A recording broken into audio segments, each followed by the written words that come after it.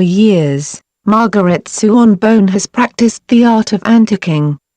She can often be found bidding on at auctions and estate sales in her community. Margaret Suanne Bone first learned how to appreciate antiques as a young girl. She grew up in an 1880s log cabin, a home that was filled with decorative adornments.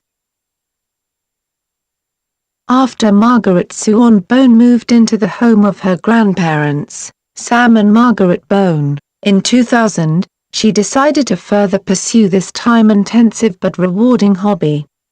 Her focus settled on the traditional Southern decorations that made her childhood so bright. In fact, many individuals choose to embark on an antique hunt because certain items hold sentimental value. Collecting antiques is also an educational experience that teaches people about previous generations and their history. Seeking expert advice about past artifacts will make the process more rewarding, says Margaret Suanne Bone. Her results have taught her about the history of Tennessee. Antique groups meet regularly online and in person to learn from each other. Membership in an antique club is a convenient way to share stories about these prized findings. Margaret Suanne Bone recommends that beginners collect items of interest during the early stages. Concentrating on a particular item will help the beginner to focus on learning about the items and how they are valued. The value of an antique depends on its age and its condition, states Margaret Suanne Bone. An antique collector must store items safely so they don't get damaged or exposed to water. According to Margaret Suanne Bone, first-time antique collectors are only limited by their budgets and their imaginations.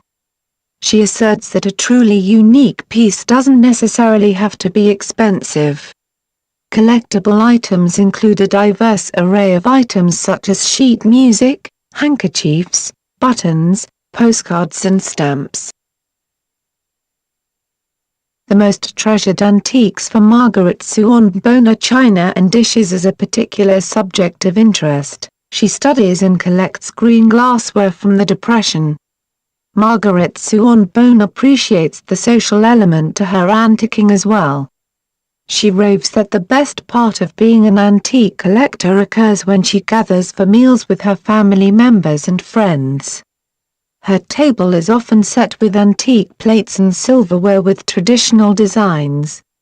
As a way to make the day memorable, Margaret Suanne Bone uses this dining way only on special occasions such as holidays and birthdays.